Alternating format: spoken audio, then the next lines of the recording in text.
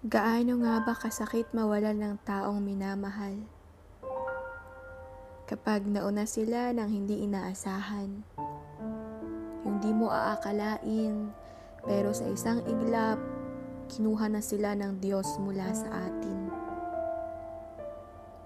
Kaibigan, kapamilya o kakilala, may mga taong mapapalapit sa ating namamahalin natin at magkakaroon ng parte sa mga buhay natin, mga taong masasabi nating importante.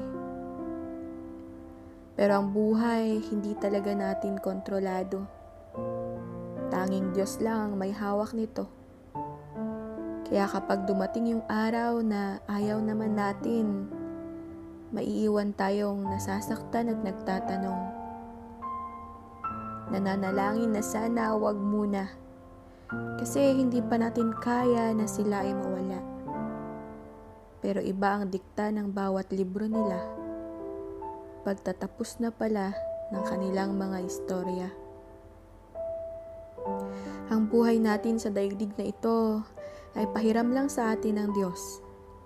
At kapag dumating na yung panahon na babawiin niya, wala na tayong magagawa pa. Masakit, malungkot at sadyang nakakapanlumo. Yung sakit na hindi mawala-wala at mga luhang di matapos sa pagtulo. Pagsariwa sa mga alaalang naiwan nila at pagbigkas ng pasasalamat sa buhay na kanilang ibinahagi sa bawat isa. Tayo ang nabubuhay, kaya marapat na tayo ang magpatuloy. Isama natin ang kanilang mga alaala sa bawat araw, ipagpasalamat ang panahong nakasama natin sila at mahalin natin ang ating mga sarili dahil tiyak, yun rin ang nais nila. Sa iyong pagpanaw, kami ay nangungulila. Sa iyong pagpanaw, kami ay nalulumbay. Sa iyong pagpanaw, kami ay nagluluksa. Sa iyong pagpanaw, kami ay hindi pa handa. Sa iyong pagpanaw, nag-iwan ka ng malaking puwang. Magiging mahirap na muli ay bumangon ngayong wala ka na. Ang mga nakasanayan ay tiyak na magbabago at matatagalan bago mawala ang sakit na nadarama. Sa iyong pagpanaw, marami ang nasasaktan. Marami ang nangangarap na sana panaginip na lamang. Na sana ang lahat ng ito ay hindi katotohanan at sa pagmulat ay ngiti mo ang masisilayan. Sa iyong pagpanaw, mahirap tanggapin na ang kagaya mo ay kinuha na mula sa amin. Kung pwede lang sana ang libro mo ay wag mo nang isara. Kung pwede lang sana. Magagandang iyong nagawa para sa kapwa, ngayon ay nababasa na ng madla. Mga parte ng buhay mo na hindi alam ng nakararami, ngayon ay ikinikwento bilang paggunita. Salamat sa mga aral ng buhay na iyong ibinahagi. Salamat sa pagtayo bilang aming haligi. Salamat sa iyong mga kwento, tawa at ngiti. Salamat sa pagmamahal na hindi namimili. Kami ang magtutuloy ng iyong kabutihan. Kami ang patuloy na sa buhay ay lalaban. Kami ang magsasabuhay sa lahat ng iyong mga salita. Kami ang magbabahagi ng pagmamahal na iyong naipadama. Maraming salamat at kami ay naging parte. Maraming salamat at ikaw ay nakilala. Ikaw sa aming lahat ay naging biyaya.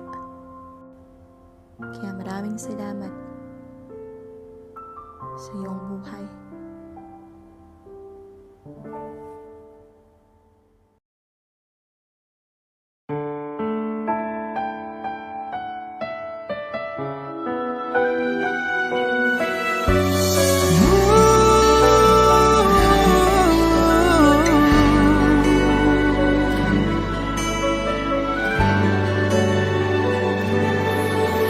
Always thought that I could always find someone to take your place in me.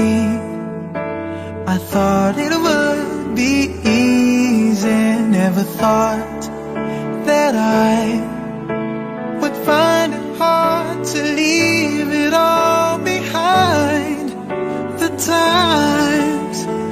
got to spend together. It's not easy letting go. Time just seemed to run so slow. Every night just seemed to last forever. It's not easy letting go, not when hearts are saying no. Can't we talk it out? 'Cause it's no easy letting go.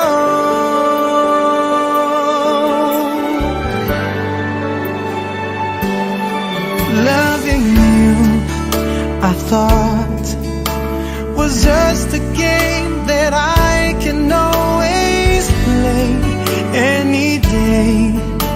But now it's so much harder, and I see your eyes, your tears.